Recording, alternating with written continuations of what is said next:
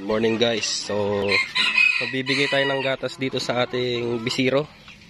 Bale hindi pala natin naubos yung milk one before, yung ating milk replacer. So ibibigay na natin sa kanila. Unti-unti nating ubusin kasi nga kaysa naman ma-expire, sayang. So, try natin kung gusto pa rin niya. Gusto pa rin niya.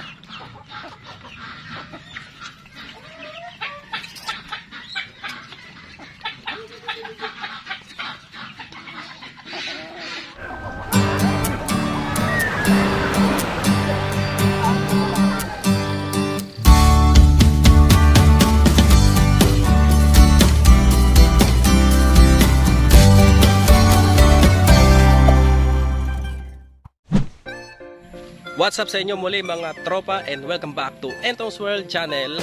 So welcome back again dito sa ating farm. And then syempre election time na, kailangan nating umuwi dito sa probinsya para bumoto.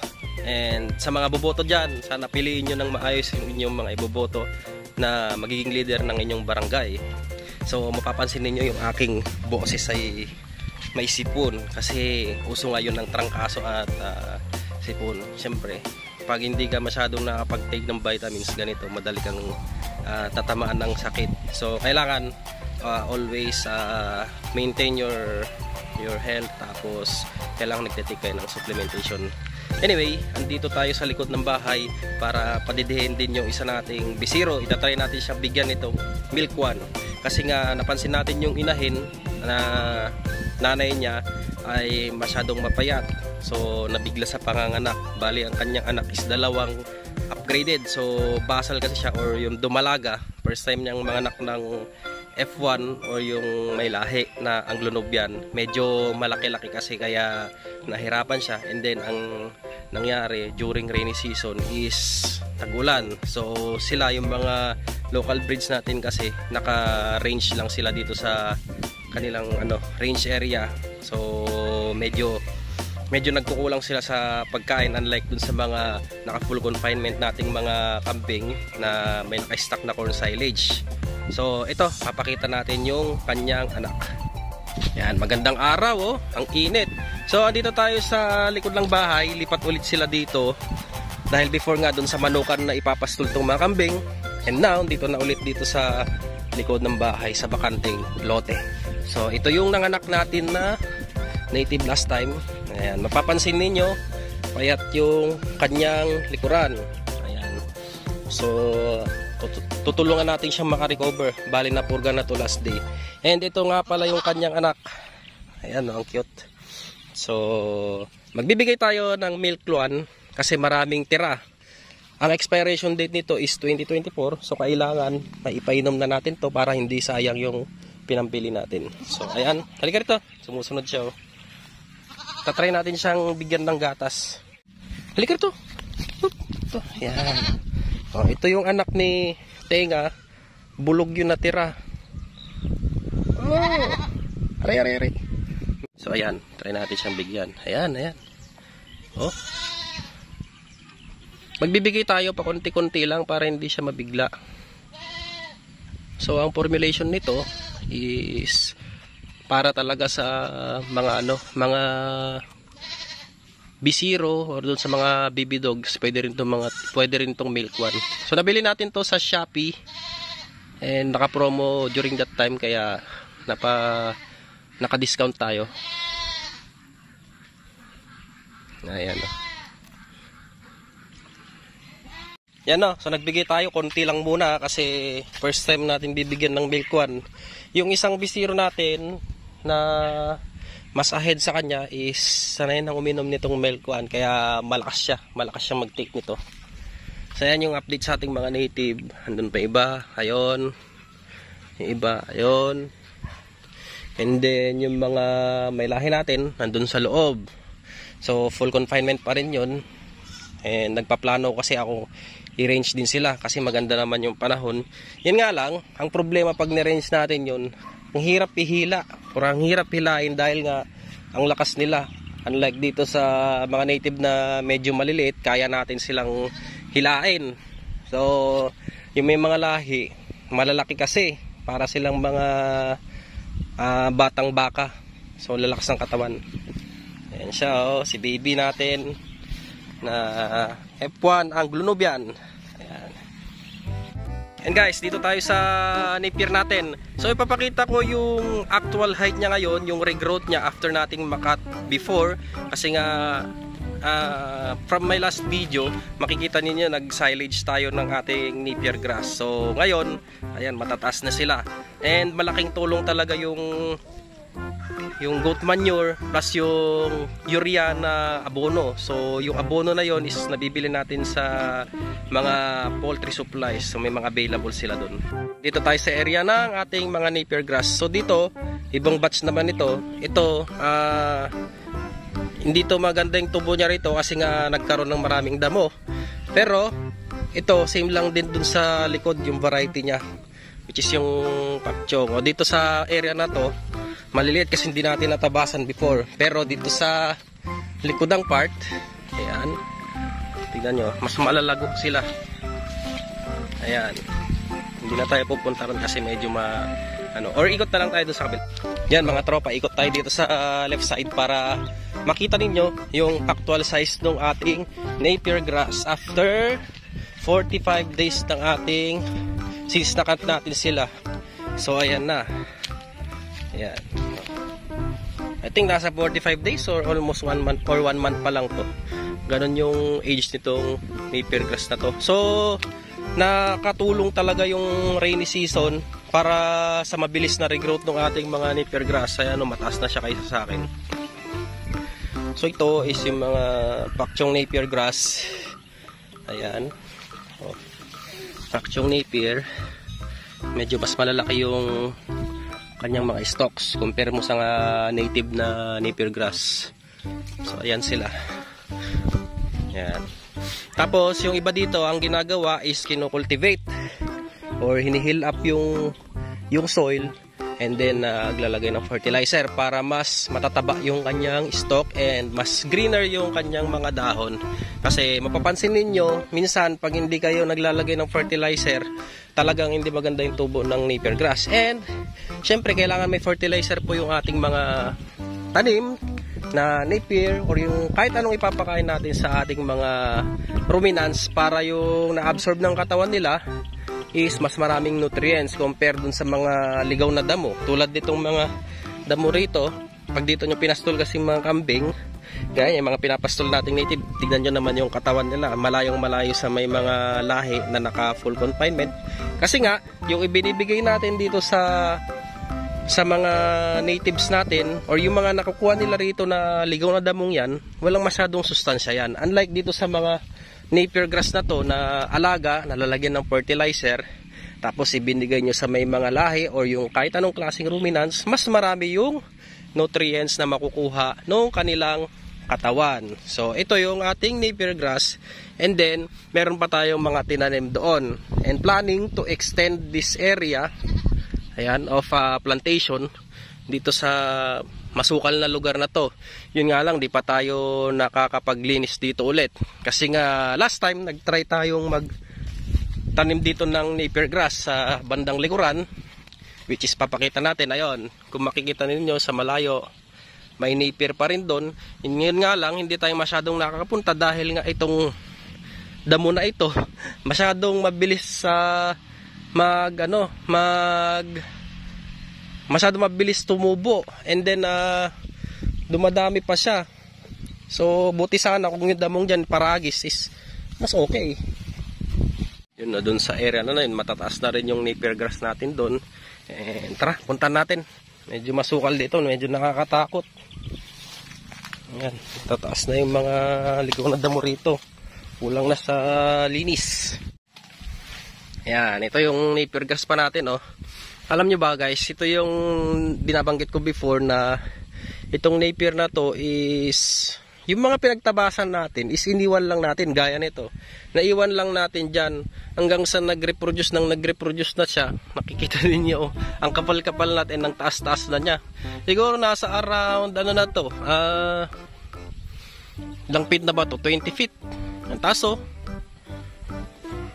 Yun nga lang, ang tubo niya is yung humihiga siya. So hindi siya gaya nung alagang-alagang napier na maganda yung pagkakatubo dahil nga organized yung pagkakatanim. Mga tropa, no, ito na rin yung update dito sa mga itinanim dati nung ating kaibigan na kamote.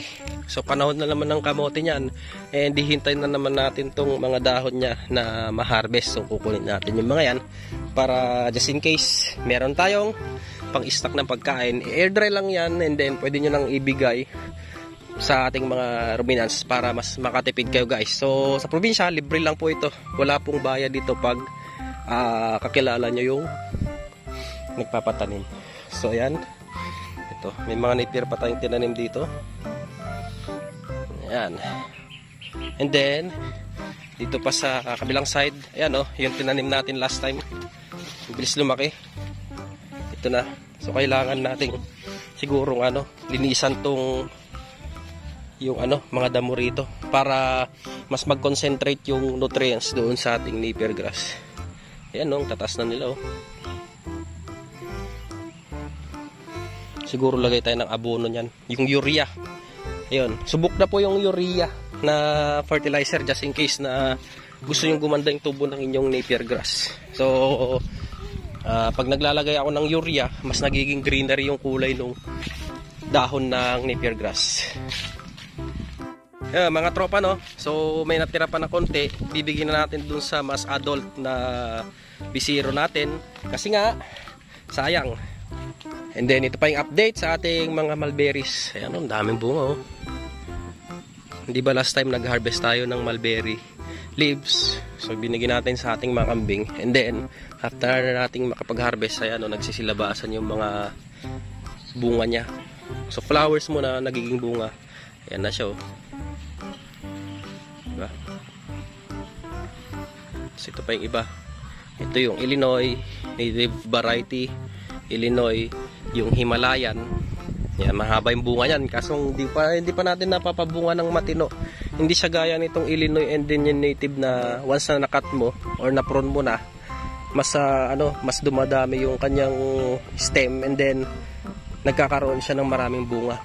So hindi pa natin alam yung technique dito. Aalamin muna natin sa mga nauna na nagtanim ng ganito.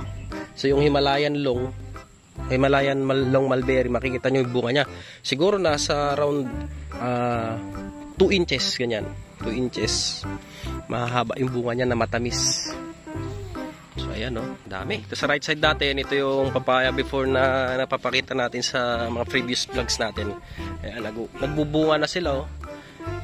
Tsaka maganda yung pagkakatubo nitong ating papaya dito sa part na to kasi tingnan nyo naman yung lupa, itim na itim. So dito natin tinatambak before yung mga manure ng ating alaga, mga Peking ducks, mga rabbits, mga kambing.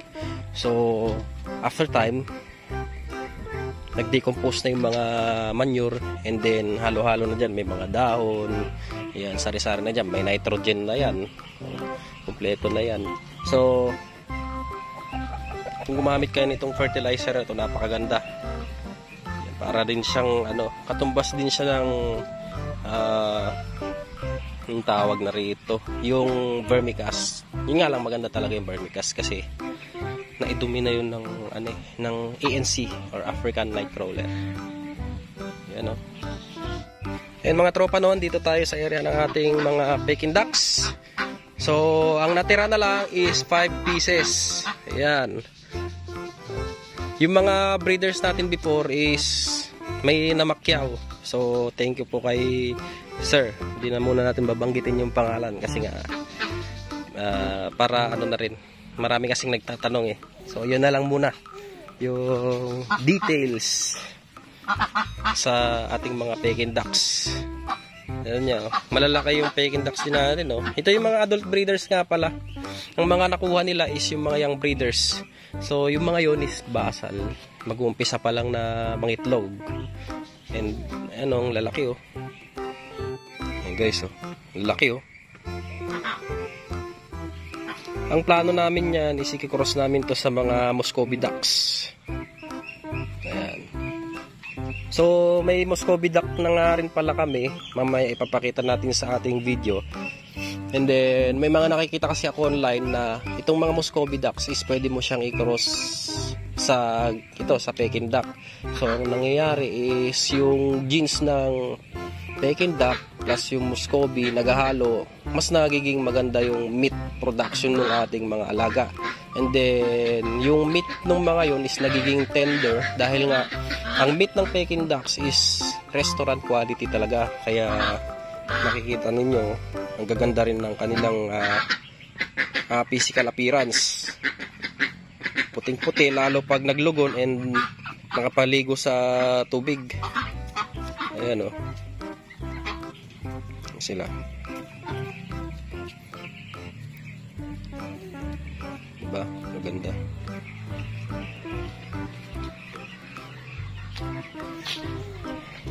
So guys, dito naman sa area na to, ito yung mga ating mga Muscovy ducks na ducklings. 6 na piraso sila. So yung 2 puti dyan is mga barako. And then yung 4 is yung mga female Muscovy natin. So mas madali kasing alagaan to compare sa Peking ducks. Yung Peking ducks kasi medyo magastos pakain. Unlike dito, hindi siya ganun katakaw. Ayan sila oh. Ano yung halo niya? Madre agua? Ayan o. Lagyan ng Madre agua plus Bio 2 para masanay na rin kumain ng mga organic na tanim para mas tipid tayo sa feeds. Yan, ito yung area natin ng mga azola naman.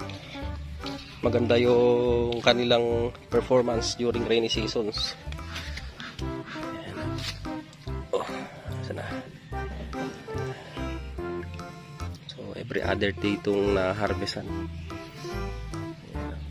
Ling berde. Dito tayo sa ating kambingan. Halika rito. Ayan na siya oh. Yung tira kong kunin niya. Diba? Siya na lang ang uubos.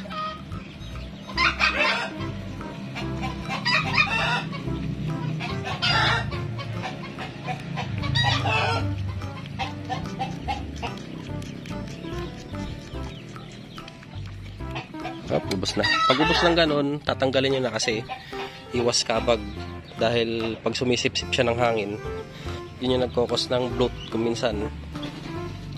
Ayan, ubos niya na. Ito yung kanyang nanay.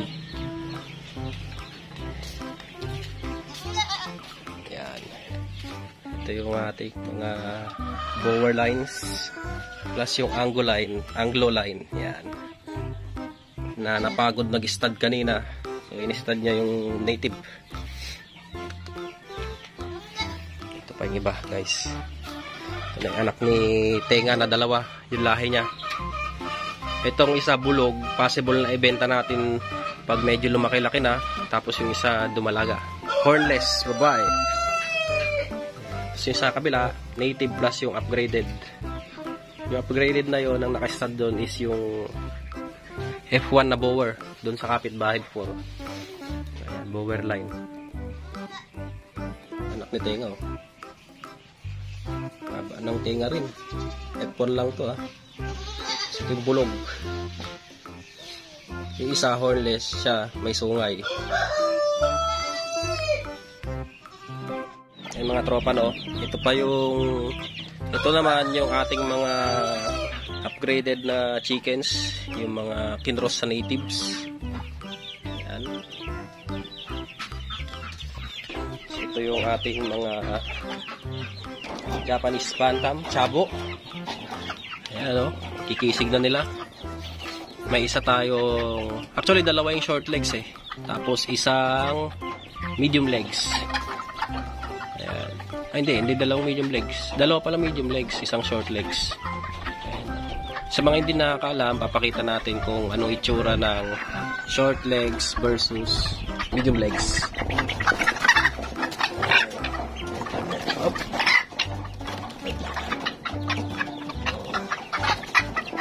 Medyo mailak. Oh, yan. Ito. Tignan nyo yung medium legs. Medyo mahaba-haba yung kanyang paa. Ayan, mahaba siya. Maliit na yan pero medyo mahaba-haba pa yan. Tapos compare naman natin sa short legs. Ito.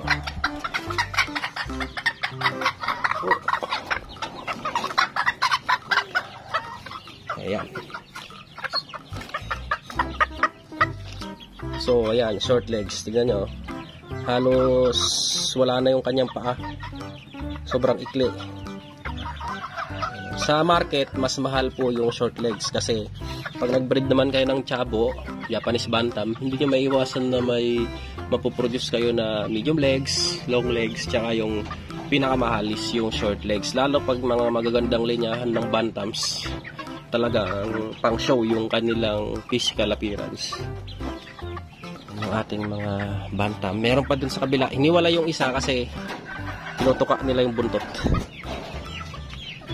So dito naman sa area na to, yung mga crossbreed ng upgrade, mga may lahi na inahin, tapos na i-cross pa sa pure Buff Orpington. So ang naging ang mas naging angat na kulay is yung kanyang pagka-Orpington. So ayan sila ang lalaki.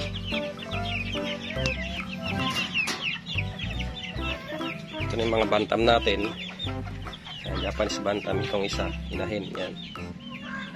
Okay. Ito yung white natin na short legs. Ayan o, tingin ng paa. Short legs na Bantam. Tapos kinocross natin siya dito sa ating buff bakulay na ito na Bantam. Ayan o, naglugon na. Maganda na yung kanyang kulay.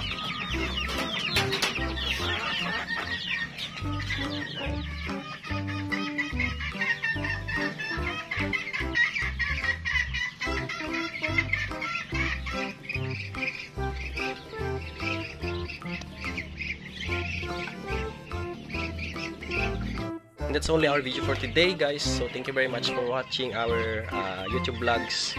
Sa mga new viewers natin dyan, don't forget to subscribe to our channel and hit the notification bell para updated din kayo sa ating mga next YouTube vlogs. So thank you guys and shoutout po sa inyo lahat. Bye